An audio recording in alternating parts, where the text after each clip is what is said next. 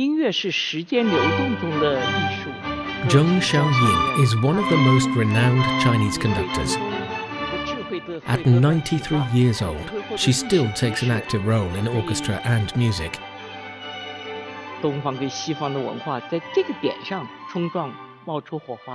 Cultures of the East and the West collide and interact at this point and give rise to sparks.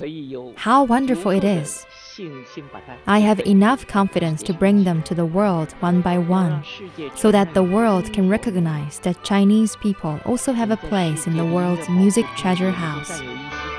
In short, we must let the world hear China. For decades, she has devoted herself to enriching Chinese people's cultural life, as well as telling the world Chinese stories with music. Stay tuned to this edition of Footprints to find out how she has beaten the odds to become a renowned woman conductor.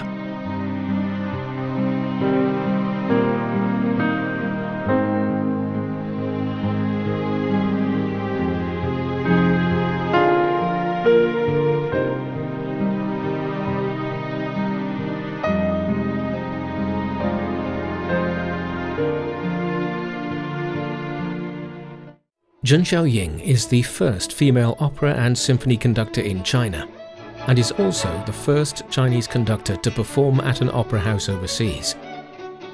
So far, she has conducted more than 1,600 concert performances and opera works in more than 20 countries and regions. In her career spanning over half a century, she has used music to nurture people's hearts and souls. Now in her 90s, she still shines on stage. Her conductor's baton controls the rhythm of the music and also mobilizes the emotions of the audiences.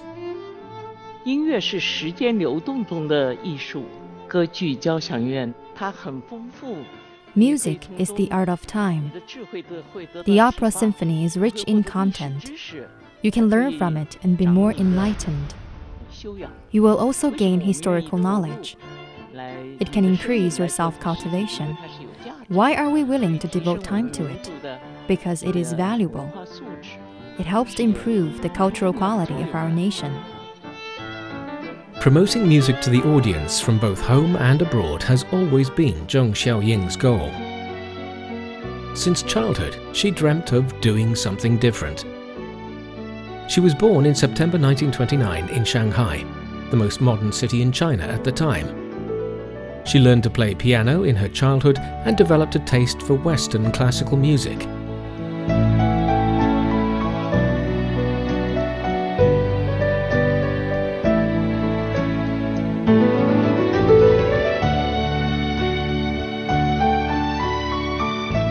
By the time she graduated from high school, the Chinese people's war of liberation was in full swing. The young girl, who had planned to pursue a medical career, changed her path and went to the liberated areas of the country instead. What she saw and witnessed in those areas was a fresh and life-changing experience for her.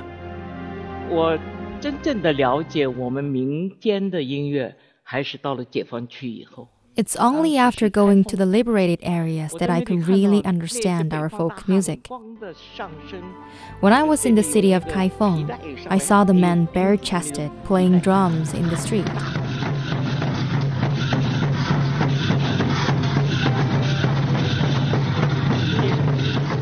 I grew up in Shanghai where there were no such scenes. What I saw in Kaifeng was amazing to me. Such images have had a great impact on me. Zheng was taught the thoughts of the late chairman Mao Zedong on literature and art, which demanded writers, artists and musicians draw inspiration from workers, farmers and soldiers and then create works for them. While quickly adjusting herself to the life of the liberated areas, Zheng was soon assigned a new role in the art troupe she joined.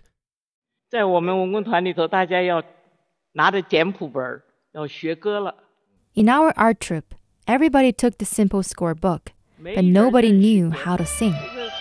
Their rhythm was not right. I said, this was not right. The dot was like this, and the syncopation should be like this. People said I was good, and I could beat time for them.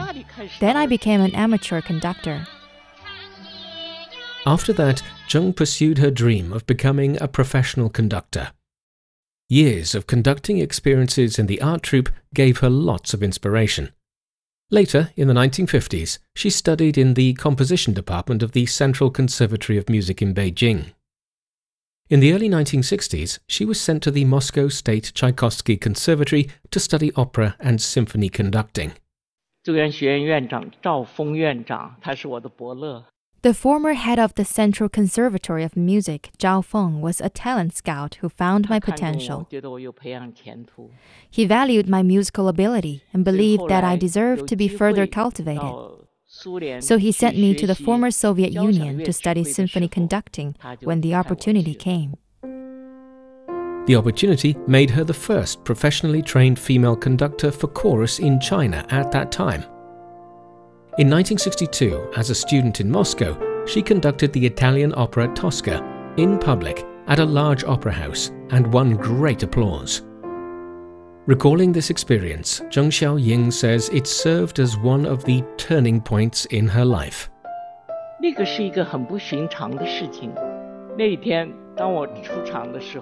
That was a very unusual thing. When I went on stage that day, the host said that they had invited a female postgraduate student, Zheng Xiaoying, for that day's performance. The Soviet audiences applauded widely when they heard I was from China. Normally, when it came time to the third act of the opera, the spotlight would go to the conductor, and later the applause would come from the audience. But that time, every time I appeared on stage, I was always put under the spotlight, so it gave me great encouragement.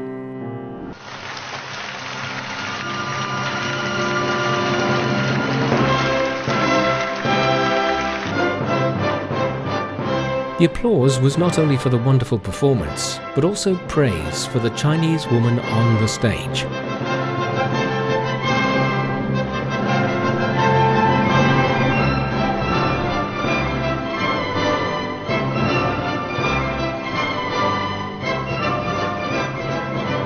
In 1963, Zheng finished her studies in Moscow and returned to China. Since then, she has made popularizing the symphony her lifelong endeavor. The first major music piece she conducted after returning to her motherland was called Ai Yi Gu Li, a newly created opera telling the stories of Kazakh herdsmen in the Xinjiang Uyghur Autonomous Region. The opera was presented by the China National Opera House.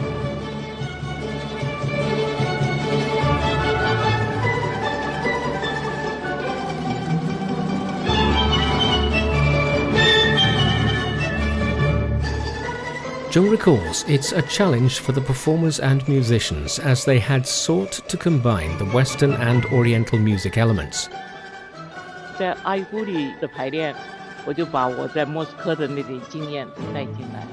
I used my experiences from Moscow during the rehearsal.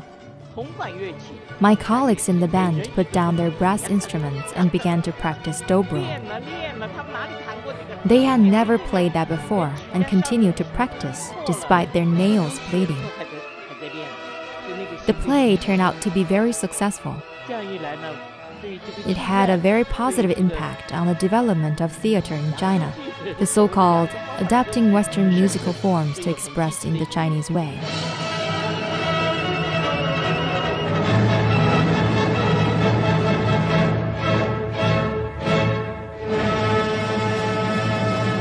However, she did encounter difficulties when she conducted the performance of the opera La Traviata in 1979.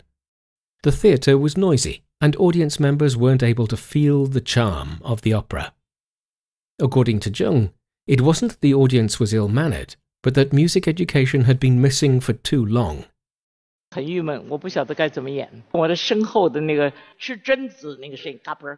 I was depressed. I didn't know how to react. The sound of eating hazelnuts among the audience was quite a disturbance.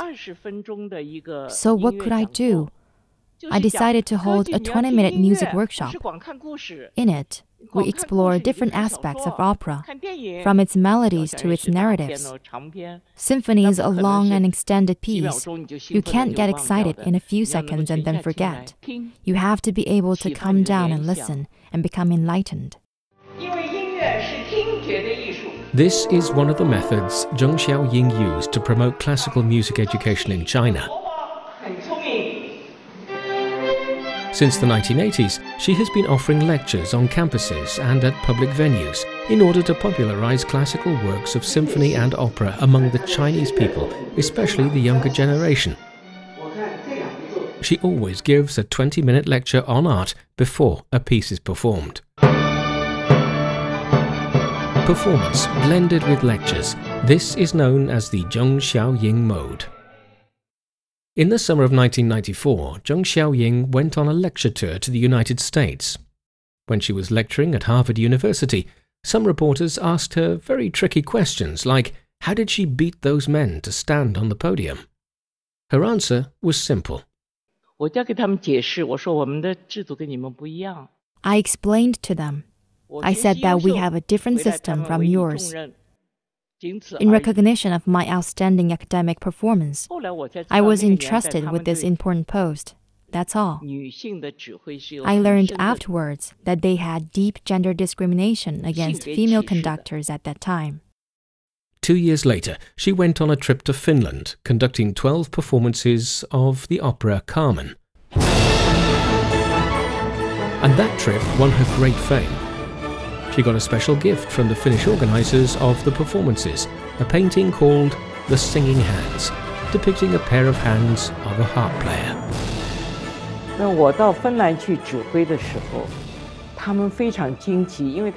When I went to Finland to conduct music, they were very surprised as they had never seen any Chinese conductor at the time, let alone a Chinese woman conductor. I remember during the first rehearsal, the whole orchestra was thrilled. They wondered how the organizers were able to invite such a Chinese talent, a woman conductor. They liked my hand gestures very much.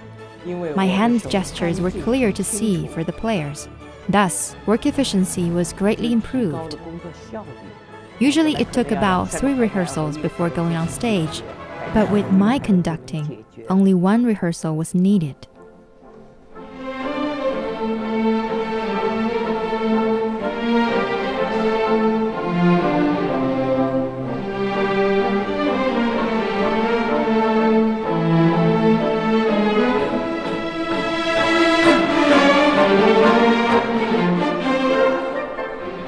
The organizers were impressed by Zheng Xiaoying's conducting.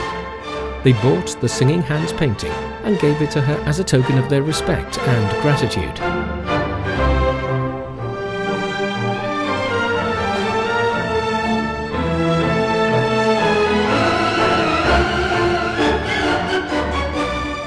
Through the years, Zheng Xiaoying's international performances have changed preconceptions about Chinese and Asian women.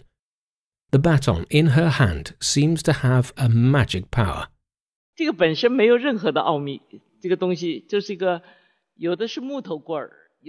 baton itself is not mysterious. Some are wooden sticks, some are made of glass. Chopsticks or pencils will also do. Even without a baton, we can conduct with our hands. Why do we use a stick while conducting? Because the band's music is very long. Performers will have a lot of scores to read. They can only pay attention to the conductor out of the corner of their eyes. They cannot see if the conductor's hand is too short. The baton extends the conductor's hand and helps them see. It has no mystery itself. Of course, there is skill in knowing how to use it. In addition to lectures and performances at home and abroad, in 1998, Zheng Xiaoying founded the Xiamen Philharmonic Orchestra with a mission to introduce symphony and classical music to the general public.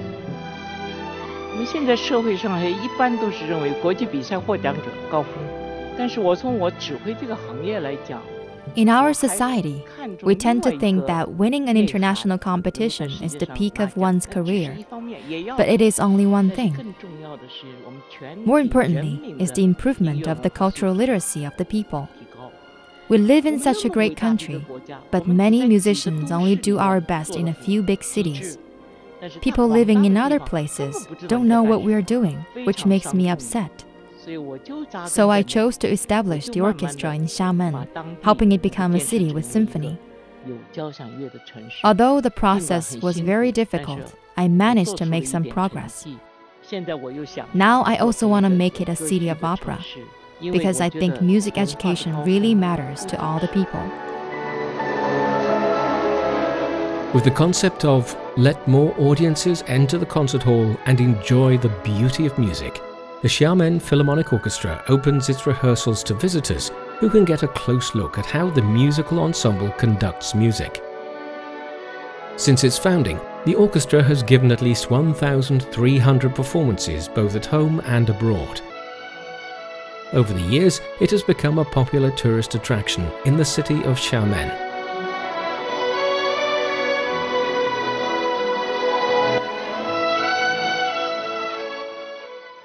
Behind Zheng Xiaoying's brilliant performance and endeavours in the world of music is her diligence, perseverance, and her determination. She has battled cancer 3 times over the last 20 years. In 1997, she was diagnosed with rectal cancer. But nothing can stop her from standing on the podium again. Only 1 year later, she went to Estonia to conduct the Estonian National Symphony Orchestra. When she conducted a concerto based on the famous Chinese song Overlord, Unloading Armor, the agitated melody was not only an interpretation of the scene on the ancient battlefield, but also a vivid portrayal of her own fight against the disease.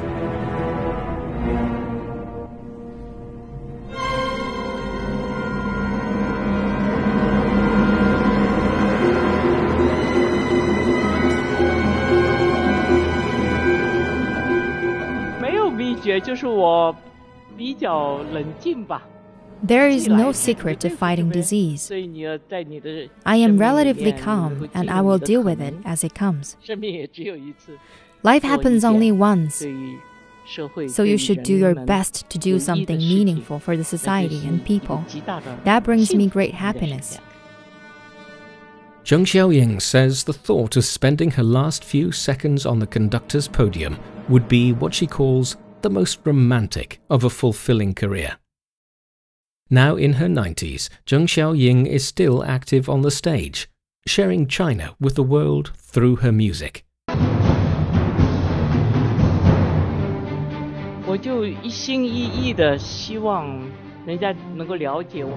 I hope foreign audiences will be able to understand that we strive to learn from the West and develop our own music. We learn their techniques to express the emotion of Chinese people and tell Chinese stories. Even if we seem to be at a preliminary stage, we're still innovating. One musical seed from the West has been sown on the fertile soil of the East, and a wonderful flower is emerging. I think people abroad will be interested in this flower.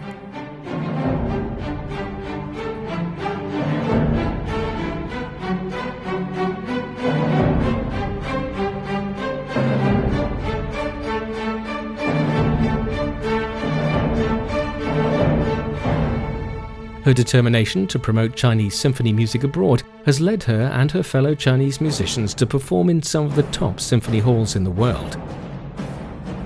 They performed at the Tchaikovsky Concert Hall and the St. Petersburg-based Mariinsky Theatre in Russia. They stood on the stage of the Davis Symphony Hall in San Francisco, United States, and the Esplanade Concert Hall in Singapore. Zheng recalls that the Chinese symphony she conducted was widely applauded abroad.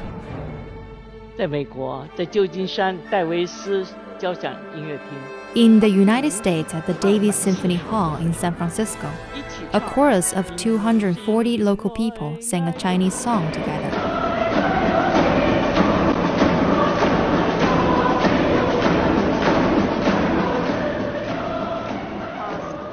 You come with your heart and I with my love, not afraid of the high mountains and deep waters. There are people who forge the path through the mountain high and people who build the bridge across the water deep. We hope to encourage more people to learn about Chinese culture, so I try to do my part to promote Chinese symphony music to the world.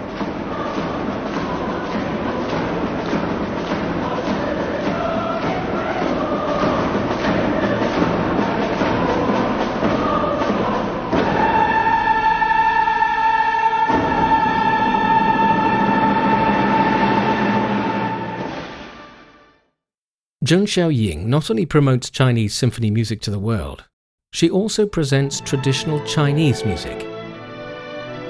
She believes that cultural exchanges should be diversified. Folk songs and dances or instrumental folk music and operas are part of the essence of China's national culture. She says it is necessary to show the Chinese culture to the outside world through music, which is the common language for people from all over the globe. 但另外，从我的本行来讲，也要用他们懂得外方。 I also want to use the language that the world understands to tell Chinese stories. It is important for Chinese people to tell Chinese stories. Different ethnic groups have different aesthetic standards. We cannot say which is good or bad, but we could find a common language. With music, I can speak a language that you can use to understand my culture. And we need to explore this aspect and present good works.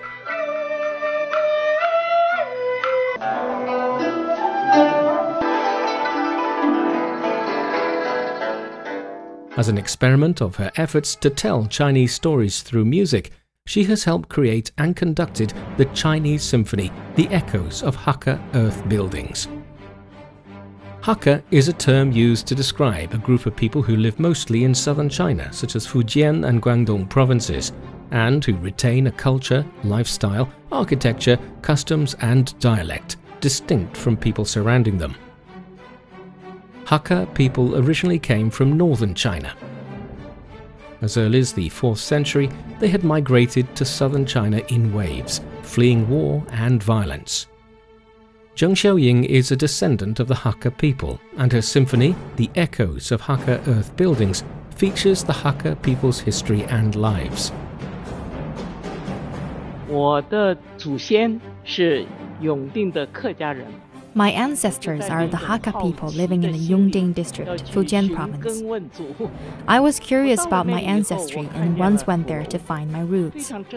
When I saw the earth buildings, I was very shocked. In such a remote valley, there are magnificent buildings which reflect local culture. I felt that our Chinese nation is really great. As for Liu Yuan, composer of the Shanghai Conservatory of Music, he was also full of enthusiasm. He was inspired by the architecture. The theme of The Echoes of Hakka Earth Buildings depicts the pioneering spirit of struggling Hakka people, their unity and their attachment to the motherland. When Liu Yuan showed me the music piece years ago, I decided to perform it at the closing ceremony of the World Hakka Conference in 2000. I performed in front of thousands of Hakka representatives from all over the world. Not all of them loved the symphony, and I believe they did not necessarily love music, but they were touched by the performance. Unexpectedly, the music of our Hakka people can be heard and performed in the hall of the symphony. As a performer, I have the obligation to bring it to the whole country and to perform it all over the world.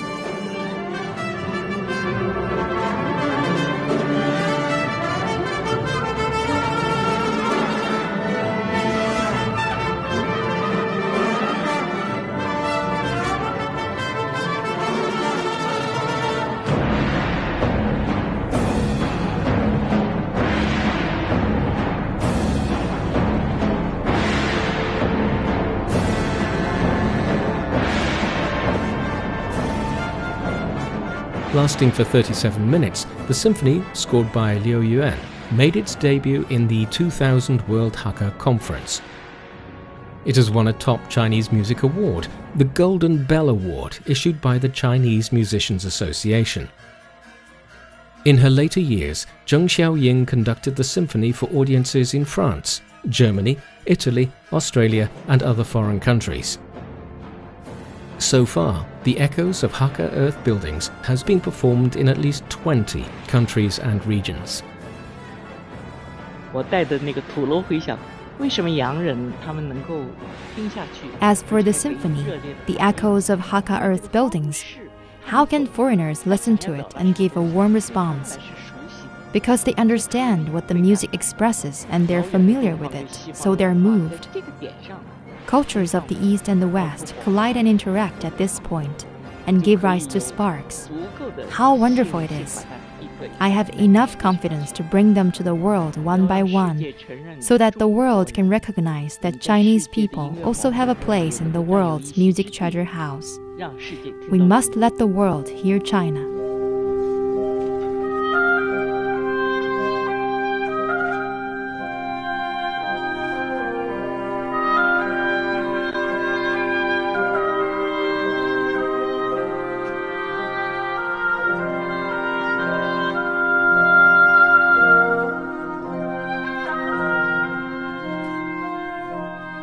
Music has no boundaries.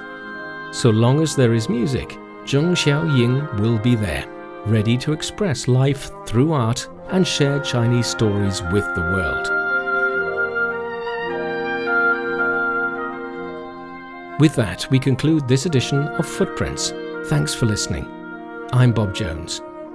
If you're interested in hearing more about the lives of ordinary people in China, follow us on Apple Podcasts or any of your favorite podcast platforms.